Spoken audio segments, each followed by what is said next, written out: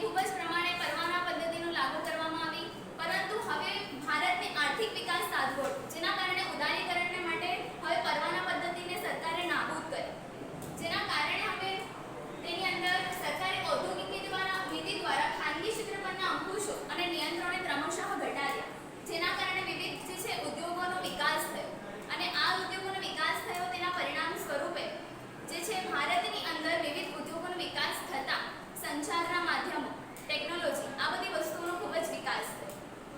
સાથે સાથે ઉદારીકરણની નીતિના પછી ખાનગીકરણ, પ્રાઇવેટાઇઝેશન, જેના કારણે ભારતની અંદર જે છે આર્થિક વૃદ્ધિ થાય અને વિકાસ થાય, તેના પરિણામ સ્વરૂપે આ બધી જે નીતિઓ અમલમાં મૂકી.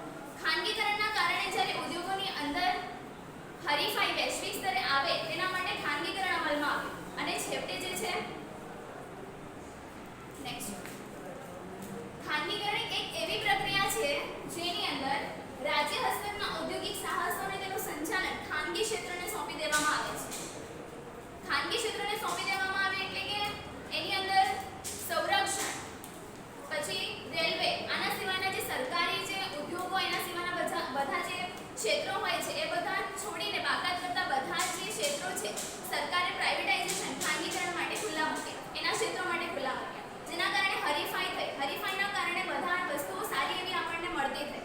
એના પછી ખાનગીકરણ થયા પછી હજી પણ આર્થિક વિકાસ સાધવા માટે ખૂબ જ જરૂરી એવું એક પરિબળ એ છે પ્રાઇવેટાઇઝેશન. ગ્લોબલાઇઝેશનના પરિણામ સ્વરૂપે આજે આપણે નેક્સ્ટ કરો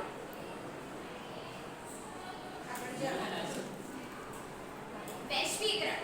એનો અર્થ થાય છે દેશના અર્થતંત્રને વિશ્વના અર્થતંત્ર સાથે જોડાવાની પ્રક્રિયા, જેના પરિણામ સ્વરૂપે સેવાઓ, ટેકનોલોજી અને પ્રવાહ જે છે શ્રમનો પ્રવાહ વિશ્વમાં પ્રસર્યો. હવે આ વૈશ્વિકીકરણ જે છે તેના પરિણામ સ્વરૂપ ઘણી બધી રીતે લાભો પણ થયા અને સાથે કેટલાક ગેરલાભો પણ થતા જોવા મળી રહ્યા છે. વૈશ્વિકીકરણે ફક્ત આર્થિક રીતે આપણને બેનિફિટ્સ નથી આપ્યું, સાથે સાથે વૈશ્વિકીકરણના પરિણામ સ્વરૂપે આજે આપણે પાશ્ચાત્ય સંસ્કૃતિની તરફથી આકર્ષાયા છીએ, અને એના વિવિધ આપણને સામાજિક સ્વરૂપે પણ એના કેટલાક ગેરલાભો થતા જોવા મળી રહ્યા છે. જો વાત કરીએ એની આર્થિક વિકાસ, તો આર્થિક વિકાસ તો ખૂબ જ સારો થઈ રહ્યો છે. ભારત આજે વિશ્વગુરુના જે બનવાનું છે એના પથદર્શક માર્ગ પર આગળ વધતો તો થયો જ. સાથે સાથે જો આપણે વૈશ્વિકીકરણને સામાજિકરણની સાથે, સામાજિક અસરોની સાથે જોડીએ ત્યારે આપણને ખબર પડે છે કે આજે સમાજની અંદર વિવિધ રીતે પાશ્ચાત્ય સંસ્કૃતિનો વિકાસ થયો છે. એ પાશ્ચાત્ય સંસ્કૃતિની જો હું વાત કરું કે આજે વૈશ્વિકીકરણ છે, દેશના અર્થતંત્રને તો વિકાસ સાધ્યો છે, સાથે સાથે 16મી સદીની અંદર જ્યારે આ વૈશ્વિકીકરણ સ્પેન અને પોર્ટુગલની અંદર તેનો વિકાસ થયો હતો, એના પહેલા તો પ્રાચીન સમય એટલે આદિકાળથી જ વસુધૈવ કુટુંબકમની ભાવના સાથે આખી પૃથ્વી જ આપણો એક પરિવાર છે એવી એક ભાવના સાથે એનો વિકાસ આપણે ત્યાં શરૂ થઈ જ ગયો હતો. ભારતની અંદર 1991માં નવી આર્થિક નીતિ તરીકે વૈશ્વિકીકરણ જે છે એની શરૂઆત થઈ. દેશનો વેપાર અર્થે જે છે આંધળી દોડ એની પાછળ વેપારના અર્થે આગળ વધી ગયા. 1970 અને 1990ની વાત કરીએ તો દેશની જીડીપી 12% વધીને 18% થઈ ગઈ. સાથે વિશ્વમાં આર્થિક અસંતુલન પણ ઊભું થઈ ગયું. ધનિક રાષ્ટ્ર વધુ ધનિક રાષ્ટ્ર બન્યા, અને જ્યારે ગરીબ રાષ્ટ્રો હતા એ વધુને વધુ ગરીબ બનતા થયા. પૂંજીવાદી રાષ્ટ્રોની જીત થઈ. સાથે સાથે ચીન, જાપાન અને રશિયા જેવા જે રાષ્ટ્રો છે પૂંજીવાદી, જેમની પાસે ખૂબ જ ધનિક છે, એ વધારેમાં વધારે ધનિક બનતા ગયા. સાથે વાહન વ્યવહારની અંદર ઝડપી વધારો થયો, સંચારના માધ્યમોનો વિકાસ થયો. આજે વૈશ્વિકીકરણની વાત કરીએ ત્યારે આપણે આર્ટિફિશિયલ ઇન્ટેલિજન્સને પણ નથી ભૂલી શકતા, જેને આજે આપણે લેટેસ્ટ ન્યૂઝ સાંભળીએ તો કેટલીક તો સરકારી સ્કૂલ, સુમન સ્કૂલની અંદર 31 એવી શાળાઓ પસંદ કરવામાં આવી છે જેની અંદર એઆઈના જે છે એક કોર્સ શરૂ થવા જઈ રહ્યો છે. એઆઈ એ શૈશવ અવસ્થામાં છે હાલ. ચેટ જીપીટી ને આ બધી વસ્તુથી આપણે બધા જાણીએ છીએ. ગ્રીન ટેકનોલોજી, ઓટોમેશન, આ બધોનો વિકાસ વૈશ્વિકીકરણના પ્રતાપે જ થયો છે. વૈશ્વિકીકરણના કારણે પાશ્ચાત્ય સંસ્કૃતિની જે હું વાત કરતી હતી, તો પાશ્ચાત્ય સંસ્કૃતિની પણ અસર આપણને થઈ છે. વૈશ્વિકીકરણે અંગ્રેજી ભાષાને પ્રમોટ કર્યું છે, તો ત્યારે આપણે આપણા ગુજરાતી, હિન્દી, મરાઠી, તમિળ, જે દ્રવિડ કુળની ભાષા છે, સૌથી જૂની ભાષા તમિળ, એને પણ આપણે આપણી આ બધી જે ભાષાઓ હતી જે ભારતની હતી એને આપણે ભૂલતા થયા. વેસ્ટર્ન ફૂડ આપણે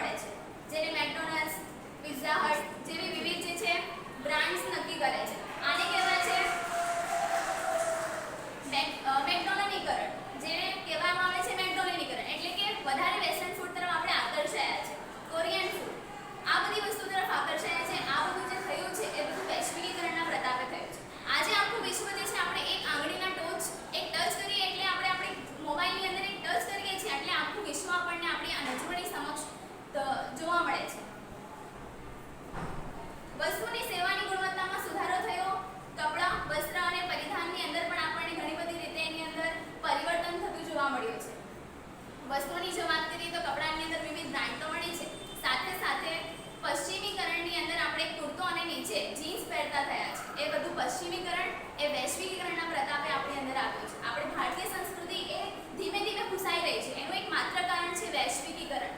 વિશ્વ જે છે ખૂબ જ નજીક આવી રહ્યું છે. પાશ્ચાત્યકરણની કેટલીક બધી અસરો જે છે પોઝિટિવ પણ છે, પણ સાથે સાથે એની કેટલીક એવી અસરો છે જેના દ્વારા આપણે આપણી ભારતીય સંસ્કૃતિને આજે ભૂલી જતા રહ્યા છે. અને સમાજની અંદર એક ઉપભોક્તાવાદ, એક ઉપભોગી તરીકે આપણે આગળ વધી રહ્યા છે. મને યાદ છે કે મારા પપ્પા એવું કહેતા હતા કે ઈદના જે કપડાં હતા એ આખું વર્ષ અમે લગ્ન હોય કે પછી કોઈ પણ ઓકેશન હોય તો એની અંદર અમે એને પહેરતા. એકવાર ઈદમાં બનાવ્યા એટલે આખું વર્ષ એને પહેરતા, પછી નેક્સ્ટ ઈદ પર બીજા. પણ આજે આપણે એવી વાત કરીએ છીએ કે લગ્નથી લઈને બર્થડે હોય કે કંઈ પણ એવા વસ્ત્રો આપણે એકથી પણ વધારે, અને જ્યારે જરૂર હોય કોઈ ઓકેશનની કે લગ્નની વાત કરીએ ત્યારે આપણને કપડાં નથી મળતા, પછી ખરીદવા પડે છે. એટલે આ બધી જે વસ્તુઓ થઈ રહી છે એ વૈશ્વિકીકરણના પરિણામે થઈ રહી છે. વાત કરીએ યુવાઓની, ગ્લોબલ ટીન યુવા બુદ્ધિધનને વિદેશની અંદર જે છે ખૂબ જ સારું એવું આપણે ત્યાં અભ્યાસ કરે છે. સાથે પોતાની આ જે આપણું બુદ્ધિધન છે વિદેશની અંદર કમાવા માટે જતો રહે છે, જેને કહેવામાં આવે છે બ્રેઇન ડ્રેનની પ્રક્રિયા. બ્રેઇન ડ્રેન થતું જોવા મળી રહ્યું છે. રોજગાર માટે વિદેશ જાય છે, વિભિન્ન ભાષાઓ શીખે છે. ચલો ભાષાઓ શીખે છે, પરંતુ ત્યાં જઈને સ્થાયી થઈ જાય છે ને પોતાના માતા પિતાને ભૂલી જાય છે, પોતાની સંસ્કૃતિ, પોતાના મૂલ્યો, આ બધી વસ્તુઓ ભૂલતો થયો છે. તેઓ ભારતીય સંસ્કૃતિ સાથે જોડાયેલા તો છે, સાથે સાથે એ પોપ મ્યુઝિક, ભારતીય ગીતો સાંભળે છે, પણ સાથે એને પોપ મ્યુઝિકનો પણ સમાવેશ કરી દીધો છે. બંને વસ્તુ સાથે લઈને ચાલી રહ્યો છે. ભારતીય સંસ્કૃતિ સાથે પોપ મ્યુઝિકની પણ સમન્વય થતો જોવા મળી રહ્યો છે. વૃદ્ધોની જો વાત કરીએ તો તેમના ઉપર વૈશ્વિકીકરણની ઇમ્પેક્ટ જે થઈ છે કે સંયુક્ત પરિવારોની સંખ્યામાં વધારો થયો છે. જે બાળકો પોતાના દાદી દાદાની સાથે એમના સાનિધ્યમાં મોટા થતા હતા, મૂલ્યોને સમજતા હતા, એ હવે સંયુક્ત કુટુંબ રહેવાના કારણે જે છે એમની જે લાગણીઓ છે, એમની ફિલિંગ્સ જે છે એ હવે શેર કરતા નથી.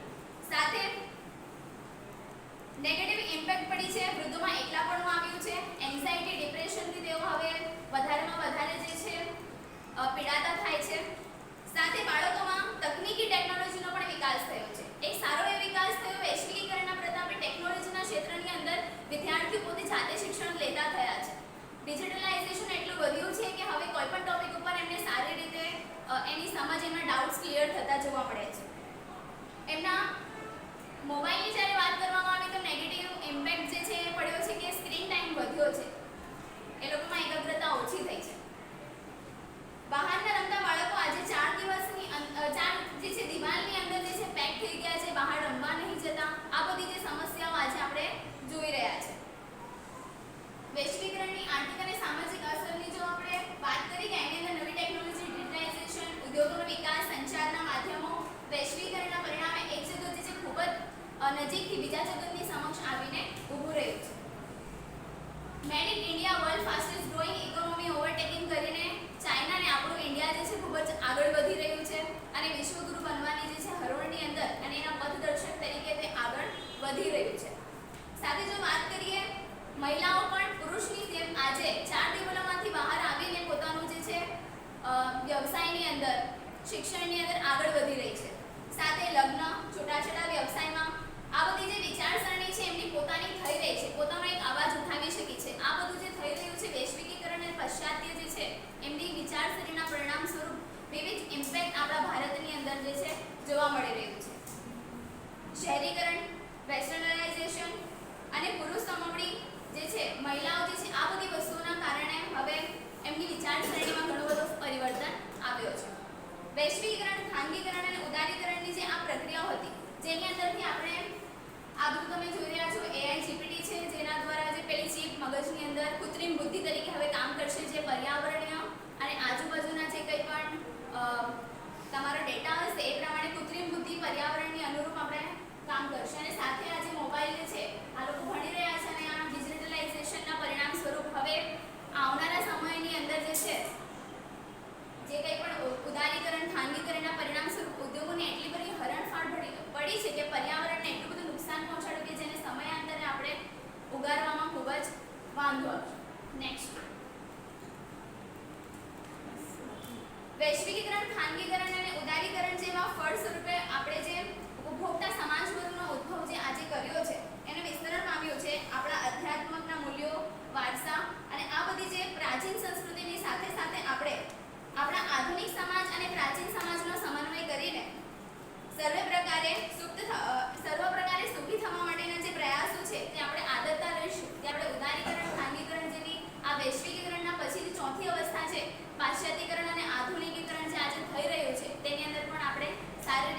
વિશ્વ આ ભારતની અંદર આગળ વધતા રહે